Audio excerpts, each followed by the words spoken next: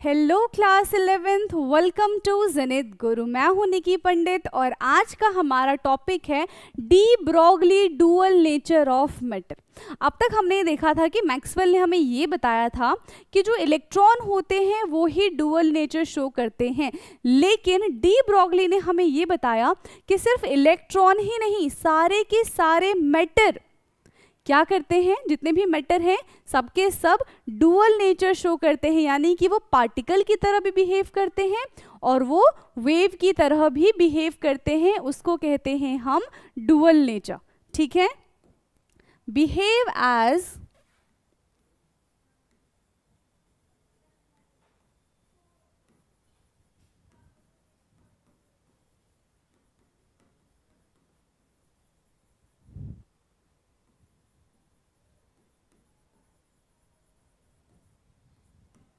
Behave as both particle and wave nature.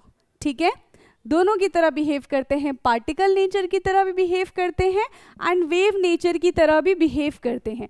तो ये identify कैसे किया, ये प्रूफ कैसे किया? तो आइंस्टीन की थ्योरी ली गई, ठीक है, और प्लैंक क्वांटम की थ्योरी ली गई। According to Einstein theory of relativity,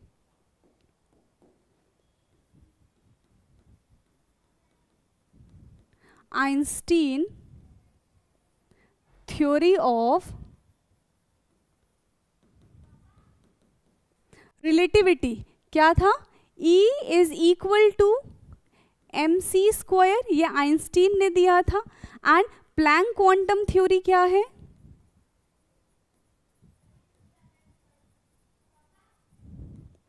Planck quantum theory E is equal to hc।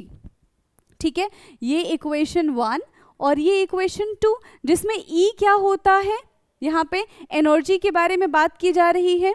ठीक है, यहाँ पे E क्या है, यहाँ पे एनर्जी के बारे में बात की जा रही है। So E is energy, M is mass, H is Planck constant and C is velocity. तो डी ब्रोगली ने क्या किया? डी ब्रोगली ने इन दोनों इक्वेशन को कंबाइन कर दिया, इन दोनों इक्वेशन को इक्वेट कर दिया। Now combining equation 1 and equation 2, combine equation 1 and equation 2, तो क्या हो जाएगा यहां से? mc square is equal to hc, E is equal to hc upon lambda होता है, तो यहाँ पे भी लैम्डा आ जाएगा। ठीक है, mc square is equal to hc upon lambda. c से यहाँ पे क्या चला गया? c चला जाएगा। ठीक है, तो यहाँ पे क्या बचेगा फिर?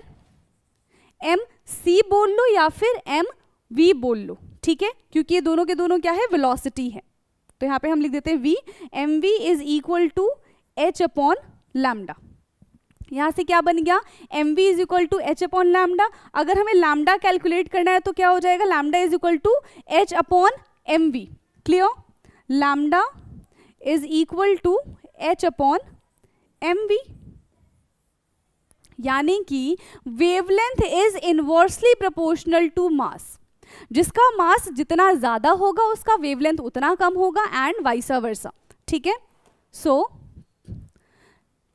Lambda is inversely proportional to mass. जो माइक्रोस्कोपिक बॉडीज हैं, ठीक है, जो माइक्रोस्कोपिक बॉडीज है उनका मास बहुत ज्यादा कम होता है, यानी कि उनका जो वेवलेंथ रहेगा वो काफी ज्यादा रहेगा। क्लियर? समझ में आ रहा है? तो lambda is inversely proportional to 1 upon m। ज्यादातर किसके लिए एप्लीकेबल होता है? ये हमें दिखाई देता है माइक्रोस्कोपिक के लिए, मैक्रो के लिए क्योंकि वेवलेंथ ही बहुत कम है तो ये हमें नजर में नहीं आता है। क्लियर? यहाँ पे हमें बताता है डुअल नेचर ऑफ किसके बारे में? मैटर के बारे में। This is de Broglie dual nature. अब इसके बाद हम जानेंगे कि kinetic energy and dual nature के बीच में क्या रिलेशन है। Now, relationship of dual nature and kinetic energy. Kinetic energy is equal to half mv square kinetic energy is equal to half mv² होता है। अब हमें क्या करना है, दोनों साइड m से मल्टीप्लाई कर दो, ठीक है। Multiply both side